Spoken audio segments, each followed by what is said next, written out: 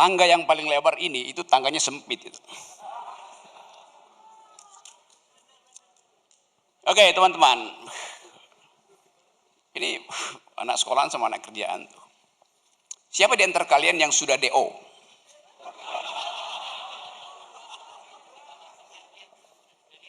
Kenapa takut ngaku? Malu. Siapa di antara kalian yang merencanakan untuk DO semester ini? Oke, ikut 1, 2, 3, 4. Oke. Follow saya ya. Karena saya 4 kali DO dari kuliah. Saya mendeokan fakultas saya, bukan saya yang dideokan. Karena saya merasa saya udah bisa berpikir. Itu intinya berpikir. Ketika Anda memutuskan Anda sudah bisa berpikir, berhenti mengkonsumsi pikiran orang lain. Anda mulai memproduksi pikiran sendiri itu. Hanya itu modal untuk hidup tuh. Dan modal itu akan kita pakai kemanapun kita pergi itu. Tadi saya duduk di belakang, panitia datang. Panitia tanya, Pak Rocky udah makan? Saya bilang, saya belum makan. Lalu kata panitia, mari kita turun ke lantai dulu, kita makan dulu. Dia pakai asumsi, kalau saya bilang saya belum makan, saya lapar.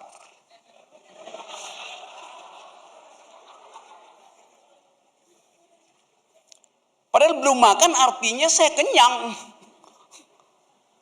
Kan saya bilang saya belum makan artinya saya masih kenyang. Jadi Anda lihat kalimat itu bisa menipu kita kalau kita tidak dudukkan di dalam konteks itu. Tema pada saya hari ini adalah, saya juga lupa tuh, pikiran yang sempit itu. Soalnya orang bertanya apa itu pikiran, ngapain nanya apa itu pikiran? Begitu Anda bertanya, Anda sudah memproses otak Anda untuk menemukan definisi itu. Bagaimana cara berpikir yang tidak sempit? Ngapain? Jadi berpikir hanya disebut berpikir kalau tidak ada yang menghalangi pikiranmu. Kondisi antropologis manusia adalah berpikir. Jadi yang mau kita bicarakan bukan apa itu pikiran dan bagaimana cara berpikir, melainkan apa yang akan membatalkan pikiran. Itu intinya. Dapat poin itu ya. Sekarang coba kita ulas, apa yang membuat Anda takut berpikir sehingga menghentikan sesuatu yang dibenamkan oleh alam semesta, dimahkotai oleh Tuhan supaya Anda menjadi manusia. Kan hanya itu ciri Anda disebut makhluk, artinya Anda berpikir. Yang membatalkan pikiran pertama adalah doktrin. Di mana isi doktrin itu? Di dalam NKRI harga mati, itu doktrin. Anda nggak bisa berpikir di luar NKRI akhirnya. Padahal kita anak muda sekarang berpikir pada dataran planet, bukan lagi bangsa, bukan lagi KPU. Kita mau berpikir artinya perluas pikiran itu. Kita berupaya untuk menilai diri kita sebagai manusia yang sedang digoda oleh kekuasaan atau sedang dihalangi oleh kekuasaan. Saya bikinkan definisi. Berpikir hanya disebut berpikir kalau ada yang menentang pikiranmu. Itu namanya Anda sedang berpikir. Kalau Anda tulis skripsi, nggak ada yang kritik skripsimu, itu artinya Anda sedang menulis doa. Kalau Anda berdoa nggak akan ada yang ganggu Anda tuh. Tapi kalau Anda berpikir, Anda mesti diganggu. Demikian juga kalau ada dosen yang lagi mengajar, Anda harus ganggu dia. Bukan dengan mengganggu-ganggu, menggeleng aja tuh. Dosen gue tolol, bego, goblok. Bego, tolol, goblok, panjangan. Ada satu kata yang lebih efektif. Yes.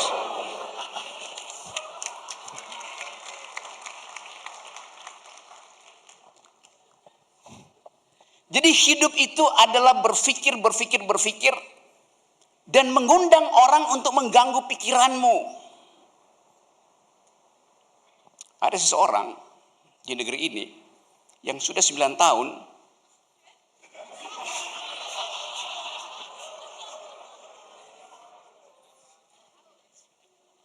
pikirannya hilang di bawah kolong meja, sehingga dicari oleh seseorang yang juga ingin 9 tahun ke depan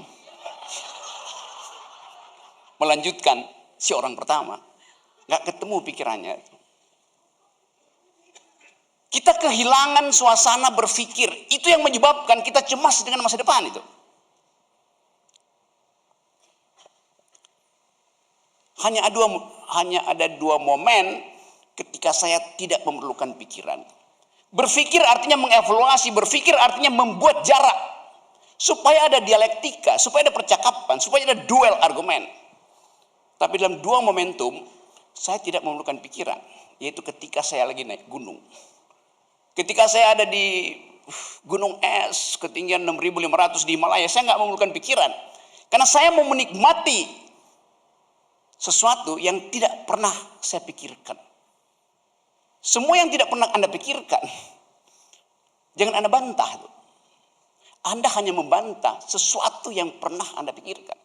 Jadi setiap momentum tadi Kang Awan bilang, moment of truth itu adalah momen ketika Anda menemukan sesuatu yang belum pernah Anda bayangkan. Anda nikmati aja. Nanti momen berikutnya Anda lihat bahwa dia sebetulnya sedang melawan Anda. Lalu Anda lakukan analisis kan. Pengetahuan juga begitu tumbuhnya.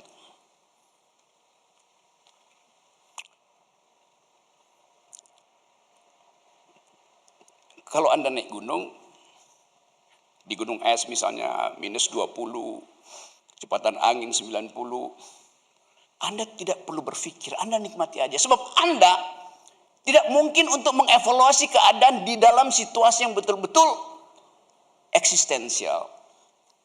Anda salah melangkah, Anda jatuh ke jurang, 3.000 meter jurangnya. Kalau Anda ada di Himalaya. Jadi nikmati aja tuh, biarkan insting Anda bekerja tuh.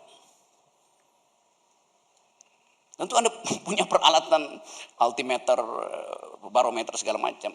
Tapi itu hanya peralatan. Kenikmatan Anda adalah mengalami secara eksistensial kebebasan Anda. Dan Anda hitung kalaupun Anda tewas karena suhu dingin, itu kebahagiaan Anda. Dasarnya itu. Jangan ada jarak dengan pengalaman otentik Anda. Jangan ada jarak. Tadi sebelumnya temanya apa? Cinta dan perbudakan.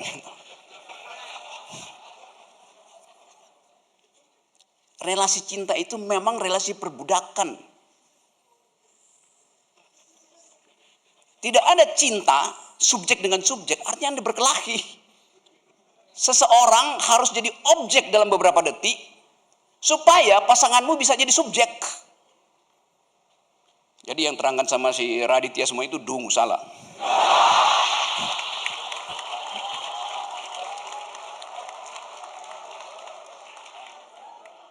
Sama seperti ketika Anda berciuman.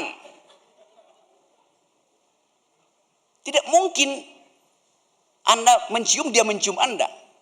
Tidak ada nikmatnya. Mesti seseorang pasif, yang satu aktif, gantian gitu namanya berciuman. Masa berebut congor.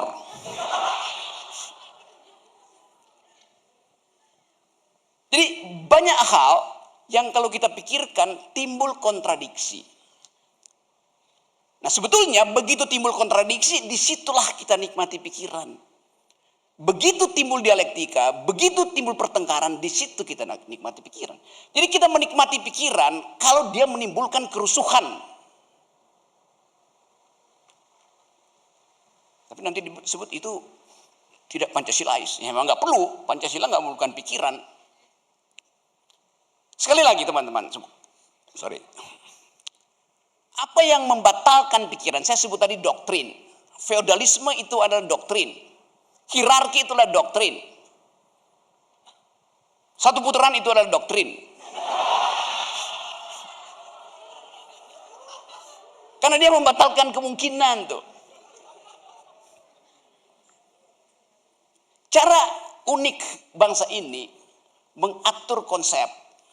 Dan konsep itu diatur oleh hukum. Sehingga orang hanya melihat pikiran itu sesuai dengan perintah hukum.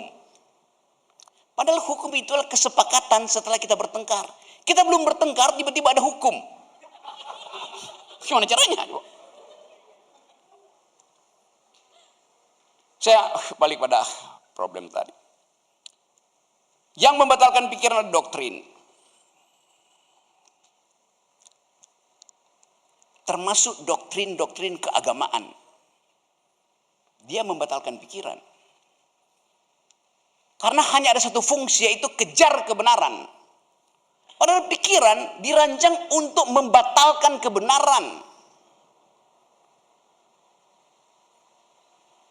Tadi saya masih sampai di sini lihat Maya Hasan kasih ceramah itu.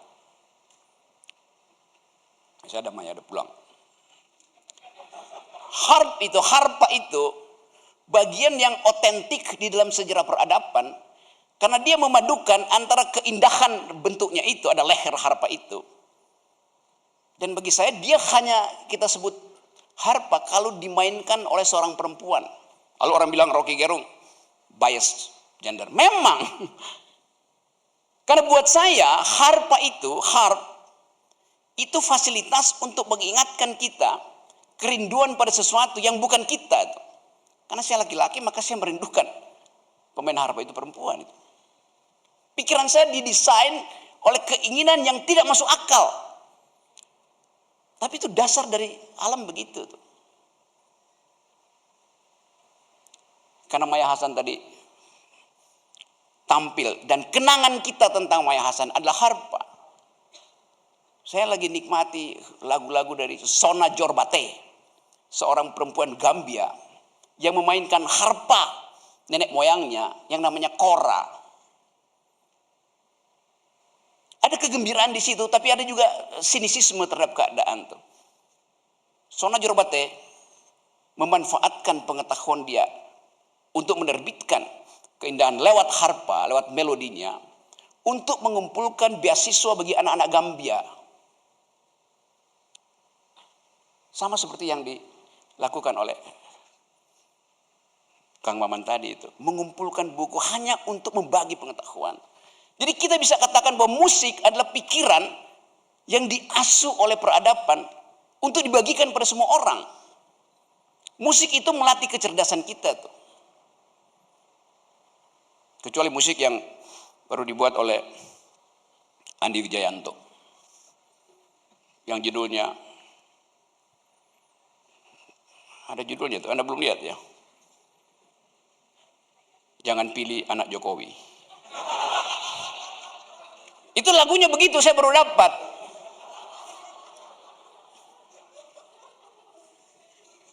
Salam 3 jari, jangan pilih anak Jokowi. Ada pasti Anda udah dapat di TikTok itu. Saya mau terangkan bahwa lagu itu, musik itu datang dari kecerdasan dan kecerdikan. Pada musik ada partitur, isinya kecerdasan. Pada musik ada satir, isinya kecerdikan. Kecerdikan dari Andi Wijayanto. Saya sebutnya namanya supaya Anda nggak usah kaget nanti. Kan ini forum untuk mengevaluasi pikiran kita. Kan itu saya bebas-bebas saja ngoceh di sini kan. Forumnya namanya apa nih? Muda berdaya, tua cawe-cawe.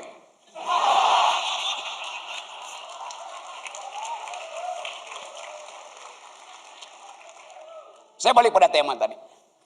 Saya terangkan tadi bahwa yang mesti kita pikirkan, apa yang membatalkan pikiran, apa yang menghalangi pikiran. Bukan definisi tentang pikiran. Anda bisa cari macam-macam definisi. Tapi yang penting adalah Anda sendiri mulai mengenali apa yang membatasi Anda berpikir. Apa yang menghalangi Anda berpikir. Saya terangkan tadi satu, yaitu doktrin. Dan doktrin yang paling berbahaya adalah doktrin yang diucapkan dengan fasilitas kekuasaan.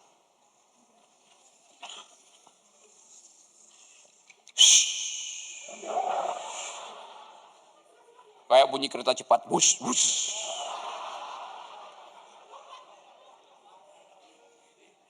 Kereta cepat yang balikin modalnya lama. Saya balik tadi pada tema.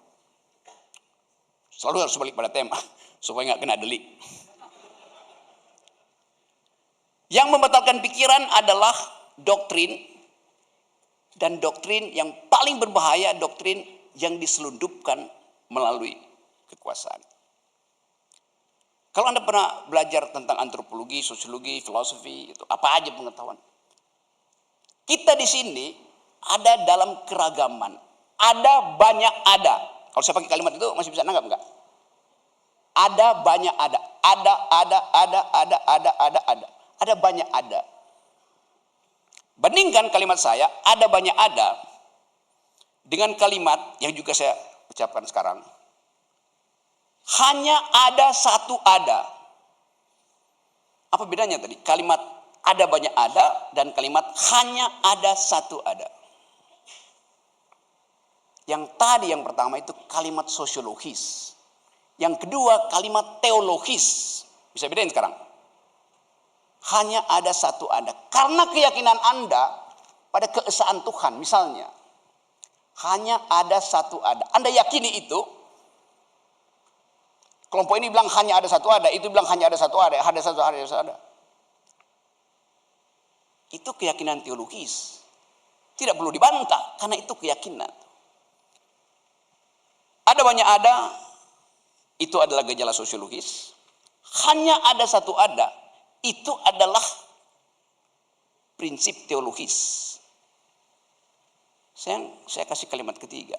Hanya boleh ada satu ada. Itu kalimat kekuasaan. Yang menghalangi kita adalah kalimat-kalimat kekuasaan. Hanya boleh ada satu ada. NKRI harga mati, satu putaran. Semua itu kalimat kekuasaan. Jadi pikiran kita terhalang oleh kalimat kekuasaan. Itu soalnya. Bagaimana cara kita berupaya untuk menentang monopoli kebenaran melalui versi hanya boleh ada satu ada. Kita bisa terangkan itu dengan menganulir di dalam pikiran. Namanya proses nihilisasi. Menihilkan.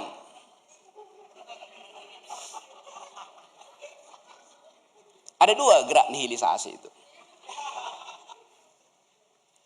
Menihilkan artinya meniadakan yang ada. Yang kedua, mengadakan yang tiada. Sama aja. Tinggal Anda pilih. Anda mau mengadakan nomor 1, nomor 2, atau nomor 3. Atau Anda mau meniadakan nomor 3, nomor 2, nomor 1. Saya bicara angka ya. Bukan coblosan. Jadi di kepala kita bisa tiadakan itu dengan nihilisasi itu. Di dalam agama ada proses nihilisasi itu. Mengosongkan batin. Caranya macam-macam nihilisasi itu. Anda bisa berupaya kesurupan. Anda boleh pilih jadi kesurupan. Atau Anda berdoa sekusuk-kusuknya. Atau Anda ngegelek. Sama.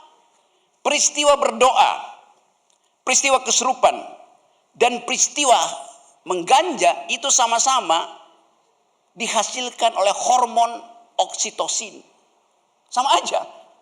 Orang yang lagi berdoa, orang yang lagi ngisep ganja, orang yang kesurupan, Anda uji secara kimia. Yang mayoritas di darahnya adalah hormon oksitosin, hormon dopamin. Sama. Jadi kita bisa lihat bagaimana reaksi tubuh terhadap keadaan batin kita itu. Tapi saya nggak anjurin Anda berdoa sambil ngisep ganja. Saya naik Gunung Himalaya, ada Bante di sini. Di ketinggian di Nepal itu dari ketinggian 3.500 ke kira-kira 4.500. Jadi 1 kilo itu sebelum dapat gunung esnya. Itu ada bukit namanya Ganjala justru. Itu bukit ganja semua tuh. Anda tinggal pilih yang udah kering, yang masih sedikit mentah itu. Karena itu bagian dari ritual sebuah agama di situ. Tapi kita nggak tahu apakah ritual itu dimaksudkan untuk memperhalus batin ketika berdoa dengan fasilitas ganja, atau memang kenikmatan itu menggantikan fungsi doa. Hanya orang itu yang mengerti. Tapi kita hormati itu sebagai tradisi. Walaupun waktu saya ikut ngeganja di situ, saya rasa dia kurang dibandingin ganja Aceh. Benar nih, tanya Pak Bante itu tinggal di Aceh. Dulu waktu saya mahasiswa, gampang. Kalau lagi camping itu kita bisa tahu itu ganja, itu rokok itu dari kejauhan. Karena ganja itu warna apinya tuh merah muda tuh. Kalau rokok merah biasa tuh. Sebelum uapnya tiba, kita, oh itu anak lagi ganja tuh. Sekarang kan mulai dilegalkan kan, karena itu bagian dari ciptaan alam semesta kan. Ngapain dimusuhin tuh? Efeknya, kalau Anda dalam keadaan otaknya buruk, Anda mengkonsumsi ganja, Anda jadi kriminal. Tapi kalau Anda bahagia karena Anda muda berdaya,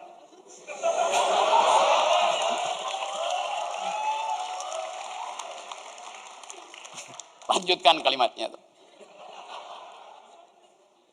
Jadi sekali lagi, ada sebuah generasi yang dijatuhkan dari langit hari ini, yang tidak mau kemana-mana, karena kiri kanan penuh dengan ranjau. Durasi 3 menit lagi tuh. Udah kayak debat KPU. Tulisan. Ini generasi yang memilih untuk hibernasi.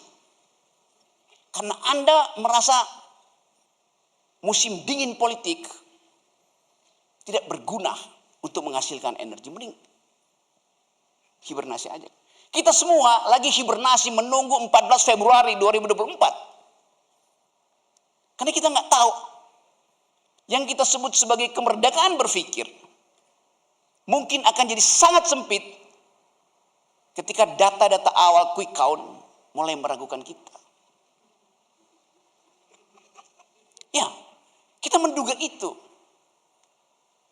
Jadi teman-teman, pastikan bahwa pertemuan semacam ini yang diinisiasi oleh Festival Muda Berdaya dengan sponsor Pepsodent dan segala macam tadi juga bisa membuat pikiran kita tersenyum. Dan pikiran yang tersenyum lebih jujur dari gigi yang tersenyum itu.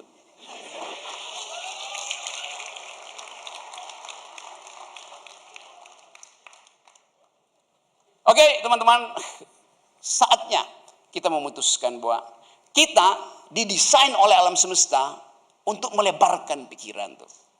Mereka yang mempersempit pikiran adalah musuh peradaban. Bagi kita di sini, kita adalah generasi yang hendak menumbuhkan bahwa Indonesia bisa ditemukan kembali sebagai Indonesia yang berpikir. Terima kasih. Saya Rocky Gerung, mari menjadi anak muda yang berdaya sejak muda. Terima kasih.